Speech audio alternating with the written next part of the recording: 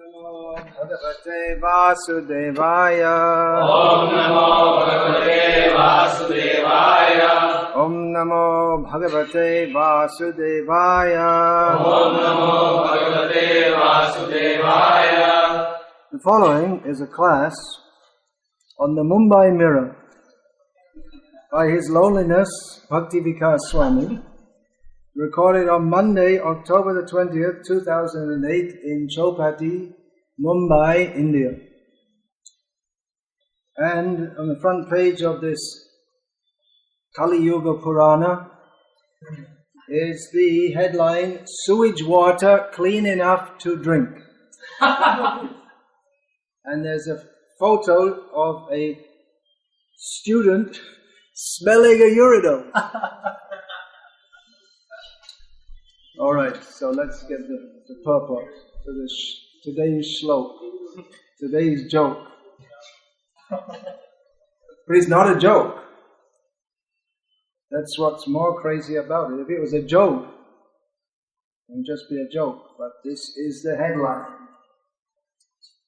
So, all right, let's speak about this. We're supposed to speak from Shastra, but like I said, this is the Upashastra, the opposite of Shastra.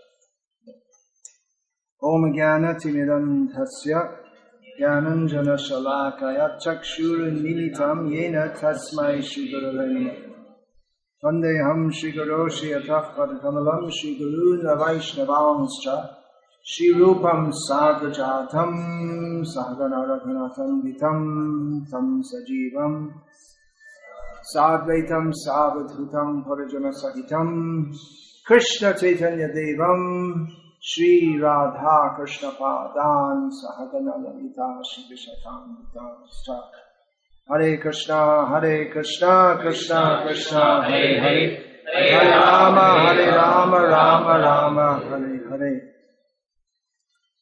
So as you've all dedicated your lives in Srila Prabhupada's mission, you should know that Srila Prabhupada's mission was to expose the nonsense of modern so-called civilization. That was one of the principal points of Srila Prabhupada's ministration. Srila Prabhupada was not a pie-in-the-sky spiritualist. You know what pie in the sky? Head in the clouds. Srila Prabhupada was very much down to earth, not this far down. Means he came to our platform to pull us up. He didn't come down to our platform, but he spoke to us on a level we could understand. And he pointed out this modern civilization is insane.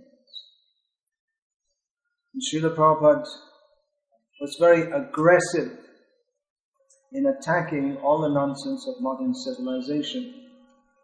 I was just listening to a lecture by Sadaputta Prabhu, or maybe you know, passed away just 2 weeks ago, suddenly. So Sadaputta Prabhu was analyzing this, how Srila Prabhupada he wasn't the archetypal or stereotypical kind of sadhu just holding a flower and smiling. But Srila Prabhupada was very aggressive. He said you should expose these rascals who are misleading civilization. He used words like this, attack them. Expose these rascals. This is the language Prabhupada would use. So there's no doubt that Srila Prabhupada was very aggressive. Now when we think about sadhus, we don't think about aggressive. We had one joke, that's the front page of the newspaper. I'll get back to that later. It would be a joke if it wasn't actually the front page of the newspaper. But there's one thing which I saw on TV years ago. Here we are going into the realm of Maya again. We're not speaking on Bhagavad Gita. But I remember seeing this on TV years ago, and even now when it was in a comedy program, and even now when I think of it, I laugh because it's so funny. But they had it was a skit of the bishop walking down the street. Now the bishop, you know, you think, of course in India you have sadhus more, but in the Western world there's Christianity, so the bishop is considered to be very kind and very nice, isn't it? You've heard of bishops? They have. It's not an extinct word in the English language yet. So this bishop was walking down the road like this, with two men at his side, with black, like mafia men at his side. And they're walking down the road like this. And then they burst into someone's office, open the door, and the guy sitting there on his desk says, "Ah, the bishop!" Like he's so afraid of him. So it's just the opposite. It's absurd. The comedy of the absurd, because you expect a sadhu, and then the bishop has this kind of stick. It's called a mitre, something like this. So he pulls out his cigar, and just like the Tridandi, he pulls down the top, and it's like a big cigarette lighter, and he lights his cigar with it. It's absurd, but it's so funny. Because you expect a sadhu to be very peaceful and gentle, isn't it? But this was a sadhu, but he was dressed like a sadhu, but the profile was more like a mafia man. Like very aggressive, and someone, if you see, you're very afraid. So that's how comedy works. You put two things together which don't fit, and it becomes funny. So like that, Prabhupada was a sadhu, right? So Prabhupada was a sadhu. And he was very aggressive, and those two things we don't think they should go together. Titikshava karunika suhridam sarvadehinam ajata shatrava shanta. What's the last line? Sadhavo sadhu bhushanam. So a sadhu is tolerant, merciful, friend to everyone. His enemy is never born, and these are the characteristics of a sadhu. But Srila Prabhupada was unabashedly aggressive. In other words, do you know what unabashedly means? It means he wasn't trying to cover it up. He was very open about it. He wasn't outwardly just smiling and inwardly making some plans. Sometimes there are sadhus in India, so-called sadhus, who do that. They look very peaceful up front, but behind the scenes they're plotting to have their enemies murdered. They may not do it themselves, but they do it. It happens. When Srila Prabhupada was preaching, there were two Indian sadhus who were very prominent in America at that time. Means not sadhus, but bogus completely. So one of them was famous for, he had long hair, that's the first qualification of sadhu, and a long beard, and that's the main qualification of a sadhu. And he was always smiling. But Srila Prabhupada was often very aggressive, and like I say, unabashedly. When in Amsterdam, Srila Prabhupada performed a deity installation, there was live TV coverage all over Holland, which isn't a very big country, but anyway, it's about the same population, I guess, as Greater Mumbai today. So it was live coverage, and Prabhupada's disciples there, they'd goofed up pretty much everything. It was just a complete chaos. Everything they had organized wrongly, and everything was wrong, and Prabhupada was just right there live on TV, chastising them, getting angry at them, shouting at them. Prabhupada didn't mind that people went, holy man, getting angry. He didn't mind. So, aggressive. Prabhupada was aggressive. Now, aggressive, when we think of aggressive, what do we think of? We think of... Aggressive means nasty, doesn't it? Aggressive means performing activities meant to harm. We think of physical violence, or at least implied or threatened violence.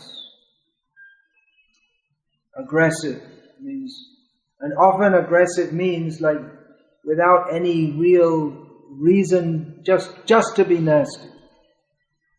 Again, going back to my generation, the word aggressive in Britain, which was where this particular bag of bones that I'm inhabiting at the present time was born, that word was there, aggro. That was used for gangs who used to go around and fight with each other. Why? No real reason, just because they're nasty, that's all.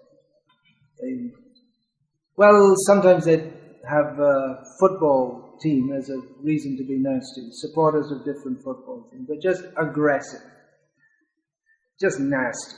They think that's very good to be aggressive.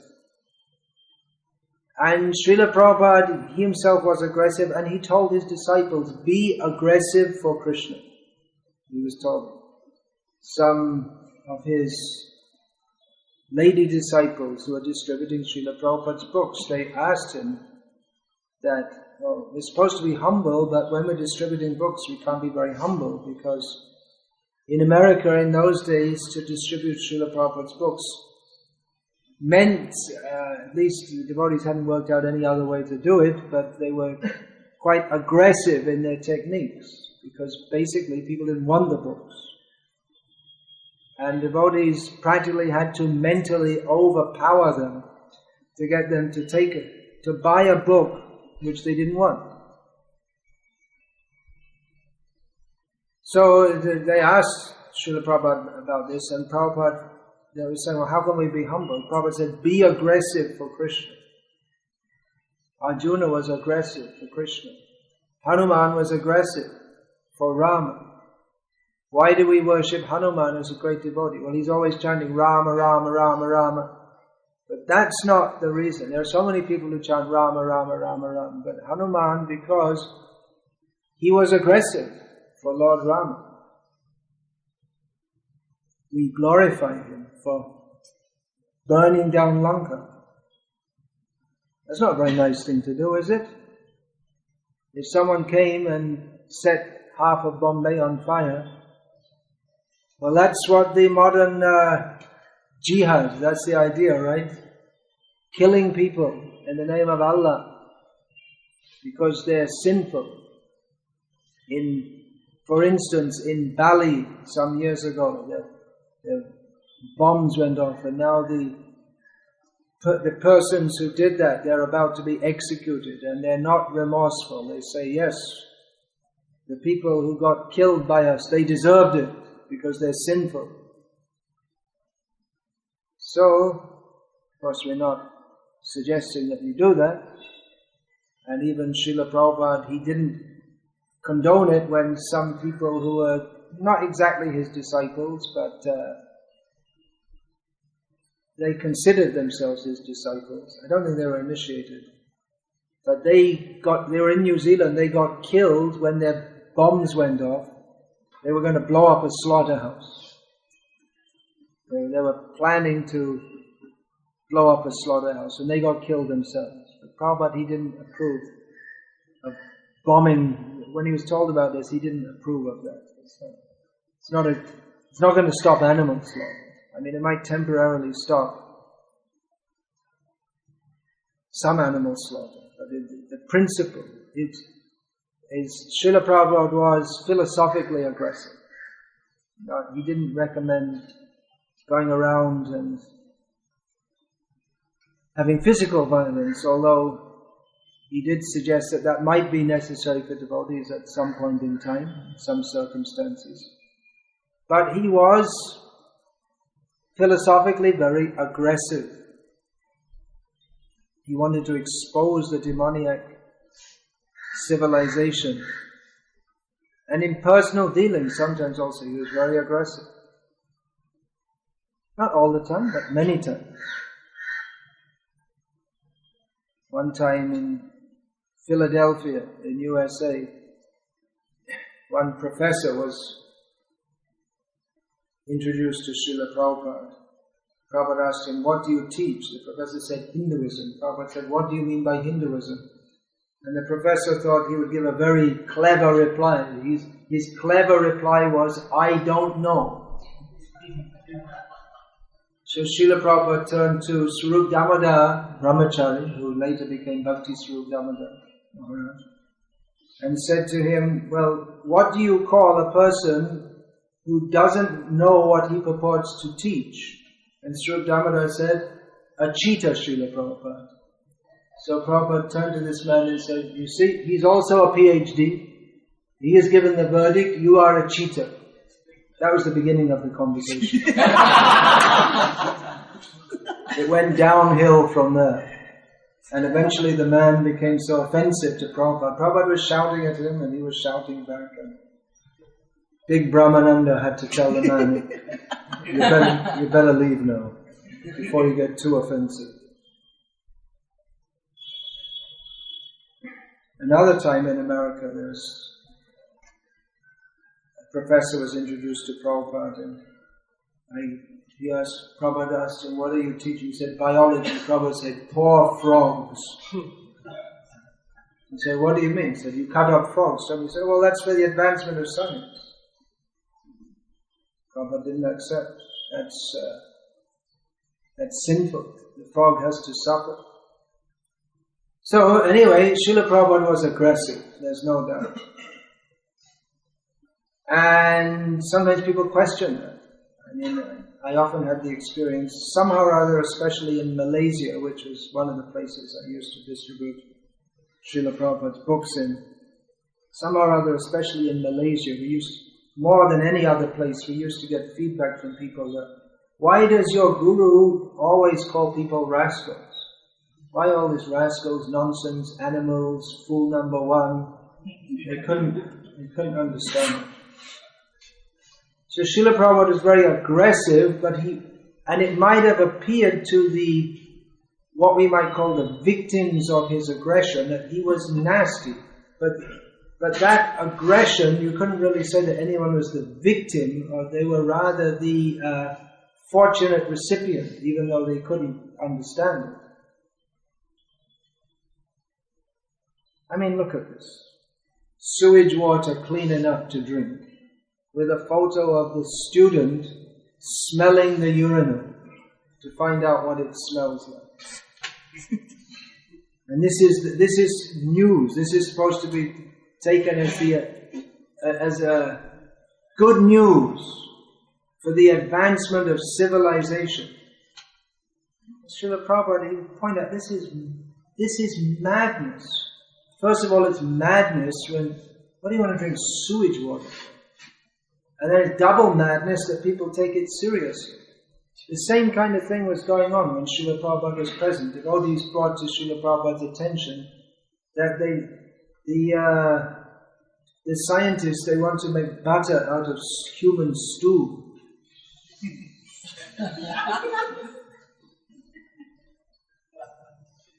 And Prabhupada would point out that, what's the point? You don't need to make it out of human stew. By God's grace, there are cows and there is milk, but you can make butter out of milk, but they have all these wonderful plans, trying to do better than nature. So, Srila Prabhupada told the devotees, especially those with scientific qualifications, that it's not, he said, worshipping Krishna is our internal affair. But our external affair is preaching in society and pointing out the rascaldom, the nonsense. The whole of modern society is based on Darwinism and Freudism and various other shades of rascalism that have developed on these two pillars of nonsense and atheism and demonism. So Srila Prabhupada wanted to expose that this Darwinism, it's this idea that asatya, basically what is Darwinism? Asatyam apratishtamte jagad ahur anishvaram. There's no God, there's no basis. Everything is just going on without any cause. And the whole of modern society is based on, and Freud, this, everything is, all the problems in human society are caused because we have taboos against sex. We should just engage in sex as much as possible. They believe it. And then Darwin, Freud, and Marx, Srila Prabhupada said, these are the three most prominent demons of the 20th century. Of course, they didn't all live in the 20th century, but their influence shaped the 20th century. So Srila Prabhupada wanted to expose this. He was very serious about it. I mean, often nowadays when we say about this, devotees just start laughing. They think it's a joke, but Srila Prabhupada wasn't joking. He wanted his disciples to go out in the world and make propaganda against this nonsense.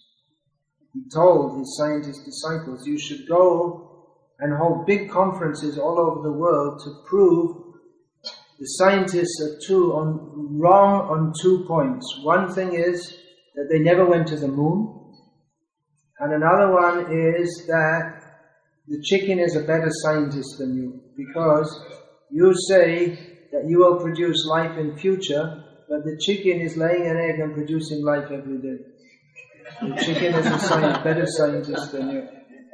Prabhupada is very serious. You read that Life Comes from Life book, when Hansaduta exposed this atheist Dr. Kabur, Prabhupada was very pleased with it. He wasn't very pleased when he heard that one devotee who didn't actually take initiation with Prabhupada, but there was one, he was living at Radha Kund. Prabhupada didn't say, oh, that's very good. But he said, very good, when Hansaduta defeated publicly this Dr. Kabur. So, like I was saying, you should, as Brahmacaris, you want to dedicate yourselves in the service of Srila Prabhupada's mission. It's a heavy mission, and the heaviness is not so much the sleeping on the floor and the discipline and getting up in the morning, and alright, that's Brahmachari life, but the real test is to stand opposed to all the nonsense of human society, the bodily concept of life, in which people are thinking, I am this body and everything in relation to this body is me. King puna agamano bhavit. We won't come back again.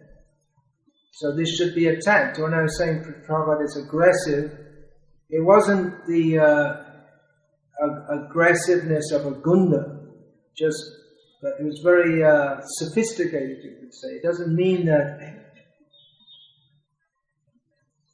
unintelligent, a very intelligent aggressiveness. Srila Prabhupada himself gave the example of one who knows the science, they can press on the weak point in the body and kill someone. If you know, there's in Kung Fu or something like that, there's some point. If you press on it, you'll kill the person. So Prabhupada said, I find the weak point in their philosophy, and I keep on pushing on that until it collapses. So Srila Prabhupada like this, he was very philosophical, he was always talking philosophy, not in this up in the air, pie in the sky, theoretical kind of manner, but very practical. Just like when Srila Prabhupada arrived at Hyderabad once. There had been a long drought, and newspaper reporters asked him, "Are you a Dvaitavadi or an Advaitavadi?" And Prabhupada said, "That's not a good question."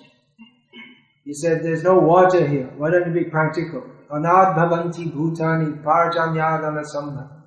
What's the next line? Yagyad bhavati parjanyo. So we have to, there's no food because there's no rain. There's no rain because there's no yagya. So we're going to perform Sankirtan yagya. This is practical. And within 2 days of Prabhupada's Harinam Sankirtan yagya in Hyderabad, rain fell profusely after many months. So Srila Prabhupada is very practical. You see this question, are you a Dvaitavadi or an Advaitavadi? It seems like a very important question, doesn't it? But Prabhupada said, what does it matter if you don't have water, you don't have rain, you don't have food? Let's be practical.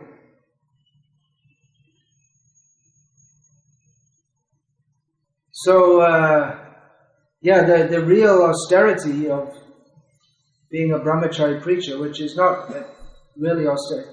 For those who are actually brahmacharis, there's no austerity, it's all bliss. If you're thinking it's austerity, then, or if we think it's difficult and I don't like it, then we're not properly situated anyway.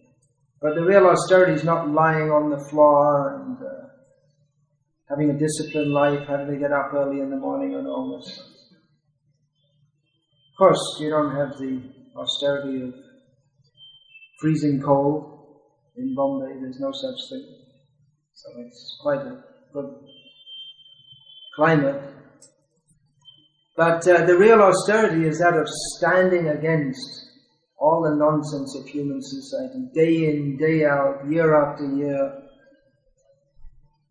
And we've seen that many devotees, they don't want to do that. Devotees who are formally enthusiastic to preach against all this mumbo-jumbo in the name of science. Many of them, they just withdrew at some point. It's much easier to be nice to people than to be aggressive. Actually, being aggressive is being nice. So-called being nice and letting people remain in Maya, that is the niceness of materialists, which is actually an expression of their envy.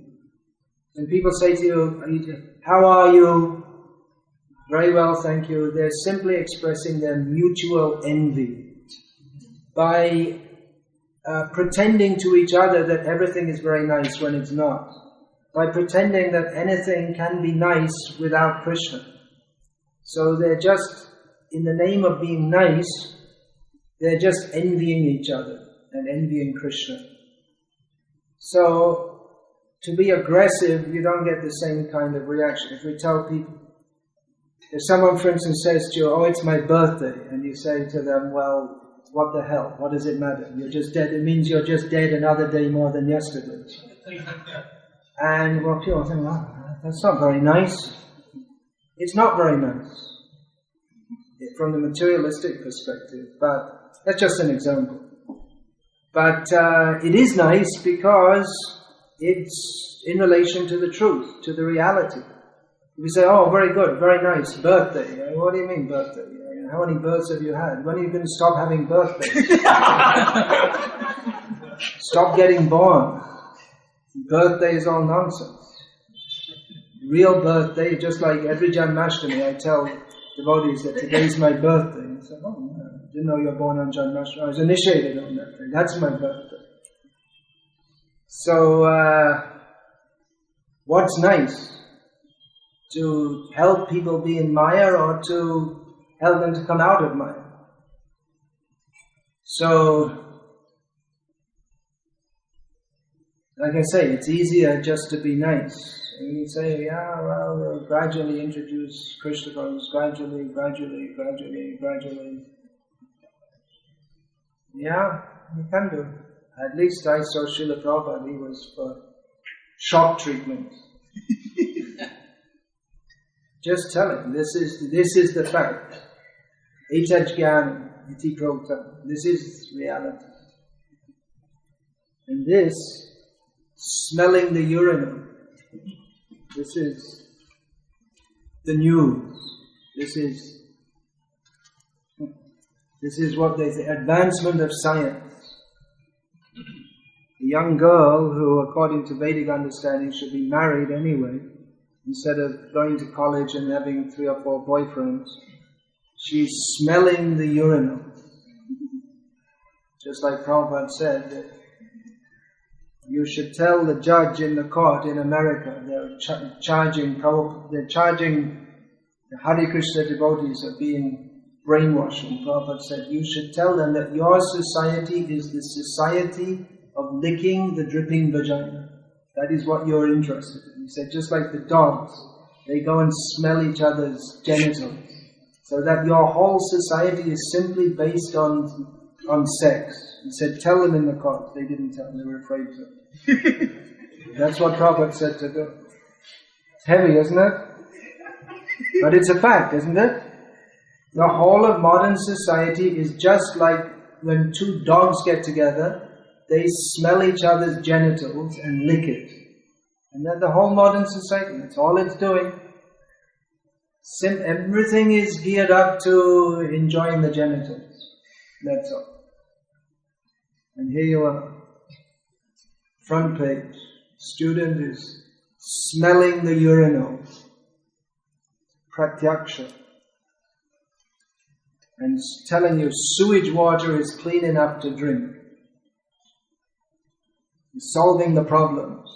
There's not enough drinking water in Mumbai? No problem. You can drink the sewage water. And it says, you see, Praman, in Mumbai Mirror says, it's safe enough to drink.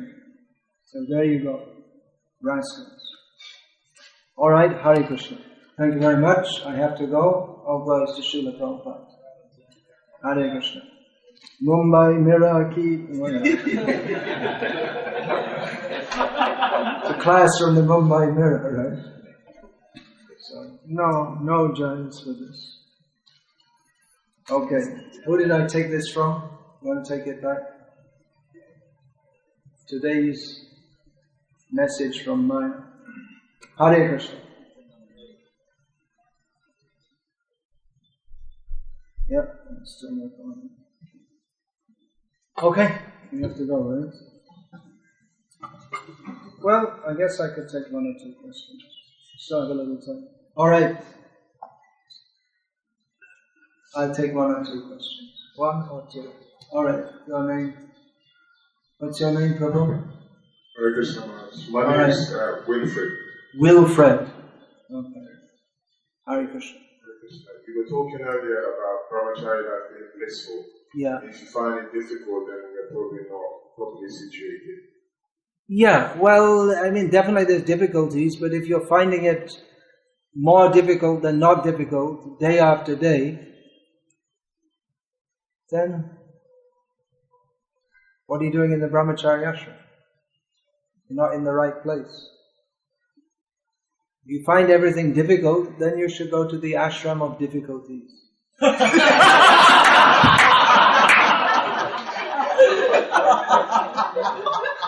And it's difficult. And then when you go to that ashram, you'll realize how nice the Brahmacari ashram is. But then it's too late by the time you get there. So one who cannot understand by hearing and internalizing higher knowledge, he has to learn by the school of hard knocks. Very hard. Very tough. Even you'll see so many nice grihasta couples, but my God, they have to work damn hard to maintain that griha.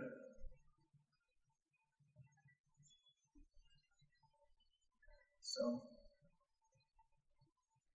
it's not so nice. Yeah, what's your question? I was wondering, you were saying that... Yeah, okay, let the mic come.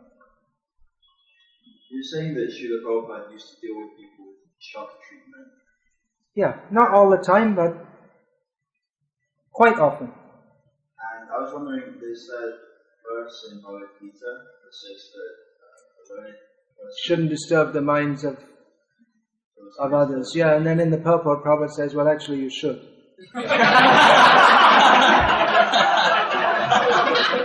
In the purport, he writes that the devotees of the Lord are more merciful than the Lord.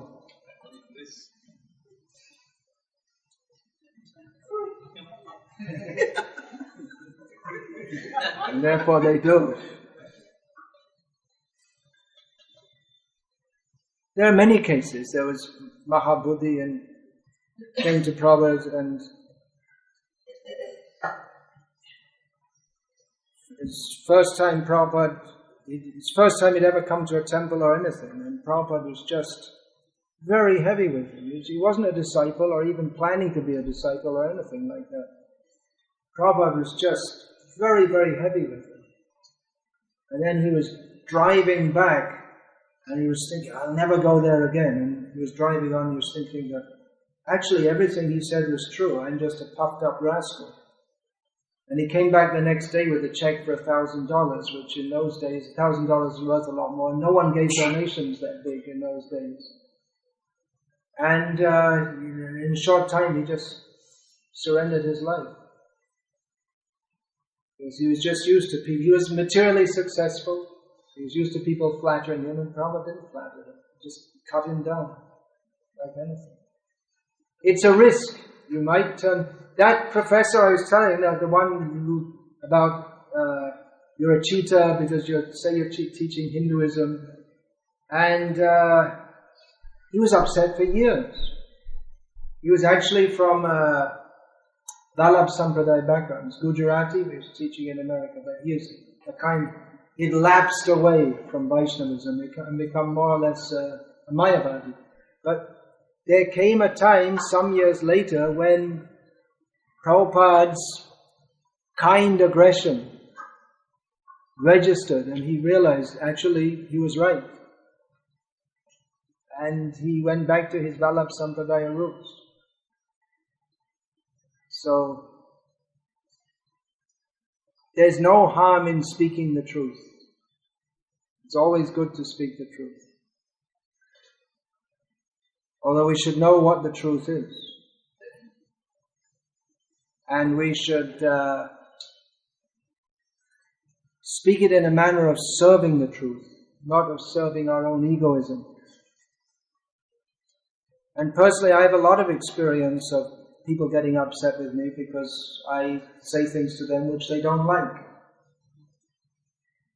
And but it's often very effective also. In London once I was taken to a place where I was told that, well, it's a Sai Baba temple, so, we don't have any other place to hold our program, so, please don't say anything about it. So I didn't, all the way through the lecture. I didn't say anything about Sai Baba. Then at the end, someone gave some stupid question. It wasn't about Sai Baba, but I told him, that's a stupid question. See, you're so damn stupid, you're worshipping this Sai Baba. And that was, he happened to be the owner of the temple, I didn't know. And that was the last time they ever used that place. And the devotee was upset who had organized the program. And I told him, well, what do you want to do a program in the Sai Baba temple for anyway? And you can't speak the truth. You're always constrained. But he was upset with me. But then after a short time they found a much better place, and then he was happy with me. He said, oh, actually, it's good that we got thrown out of there because we got a much better place, a much bigger place.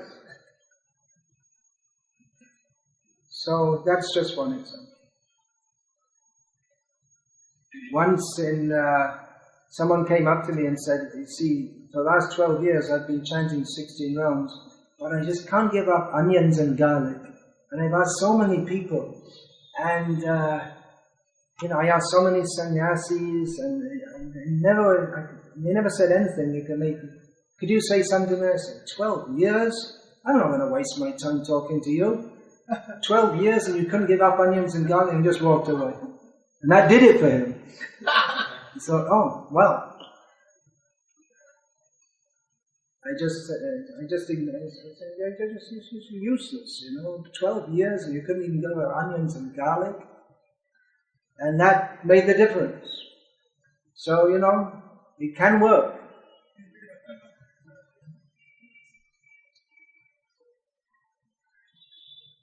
Like I said, it's always good to speak the truth, even if mostly people are not ready to hear it.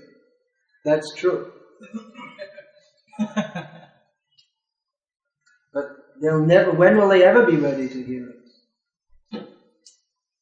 Just like people say about worshipping demigod. You see, we've been worshipping this demigod in our family for the last 46 generations, and how can we stop now? And I say, well, you have to stop sometime, because as long as you're worshipping demigods, you're going to have to take birth again. So you're going to get up in this life, or after 46 generations more, or when are you going to stop? Better you stop now. Otherwise, what are you doing? You're never going to get the fruit of chanting Hare Krishna, as long as you're attached to mundane dharma. So, taking to Krishna consciousness means having a completely different outlook on life. It doesn't mean that you become, like Mother Teresa or something like that. You become nice in the mundane sense. But you become practically an enemy to everyone in the world. Because, at least from their perspective, you're not actually their enemy, but from their perspective, you are a threat to everything they believe in. You are proving that it is not only possible, but highly possible to be fully satisfied without sense gratification. That's a terrible threat. You are a living threat to everything that the whole of modern civilization stands for. So let people know. Why pretend that we have anything to do with it? Nonsense, urinal-smelling civilization. Everything Prabhupada said practically went against everything that materialists believe in.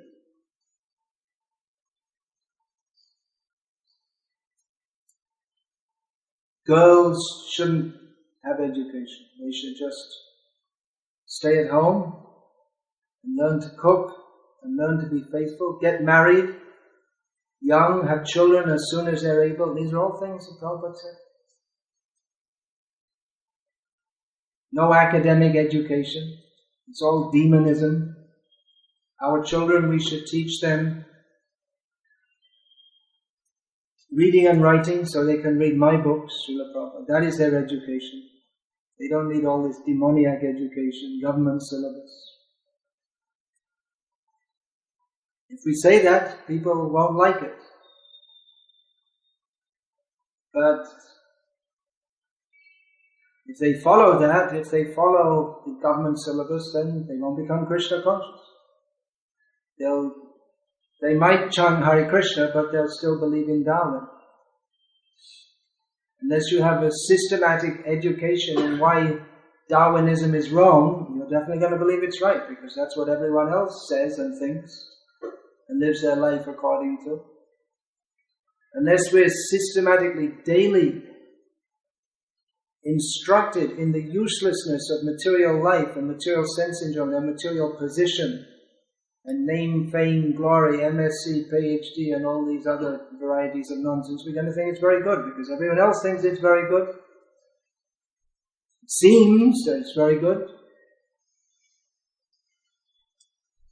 So unless we're instructed in why it's not very good, it's just an obstacle to bhakti.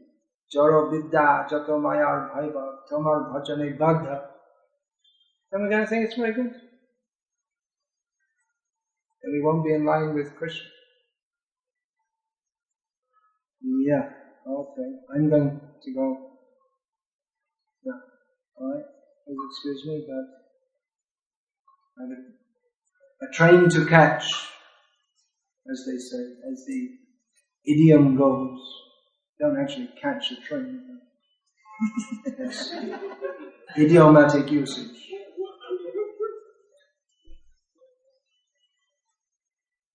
Thank you, Maharaj, for giving us your valuable time. So let us express our gratitude to His Holiness Bhakti Vikas Maharaj by loudly chanting. So as you 3 times told me to chant Hari,